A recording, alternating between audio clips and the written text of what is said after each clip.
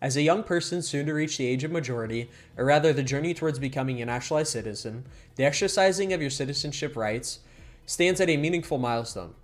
For many, adulthood means gaining the full power of self-determination, the opportunity to engage in political process, and an invitation to step up into the ongoing shape of the country's future. I will soon tell you why exercising these rights and fulfilling these responsibilities is so important today. The excitement of stepping into adulthood is often linked with the ability to vote. The power to choose leaders and to help determine the future direction of a nation not only feels powerful, but gives you a sense of belonging and gives you the feeling of being respected by a higher authority. In a democratic society, voting is not just a person's right, it is a means of participating in the collective decision making that influences policies, laws, and social norms. A young person reaching the age of majority often feels a great gain of power and say when granted the ability to vote. This ability allows an individual to stand alongside their fellow citizens in casting their ballots on such matters as healthcare, education, national security, and climate change.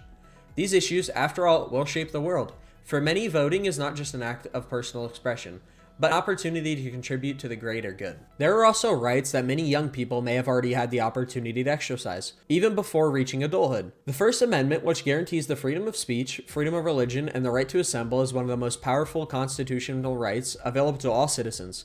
Perhaps one has already experienced the thrill of speaking out on social media, participating in peaceful demonstrations, or simply discussing political ideas with friends and family.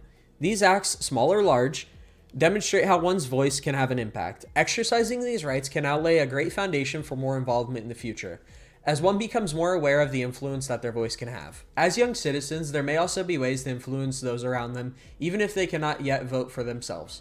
For example, the rights of others can be influenced by participating in community activism, volunteering for organizations, or raising awareness about constitutional issues through social media or conversations. They may not yet be able to vote on particular issues, but they can influence their peers and local community to advocate for causes that matter. This can help form the ways adults are thinking and exercising their constitutional rights and create a collective sense of responsibility in the community. The pairing of rights and responsibilities in the context of citizenship is intentional and crucial to our rights. Rights are not only privileges, but they come with duties. For example, the right to free speech is paired with the responsibility to respect others' rights to free speech as well. The right to vote carries the responsibility to stay informed, along with the right to encourage others to do the same. If rights were exercised without the corresponding responsibilities, the social contract that holds the United States together would weaken. It is the fulfillment of both rights and responsibilities of citizenship that allows the nation to grow. Without accountability, rights can be easily taken for granted. And without the active participation of all citizens, the principles of democracy would crumble. In conclusion, the rights that come with adulthood or naturalization are both exciting and essential.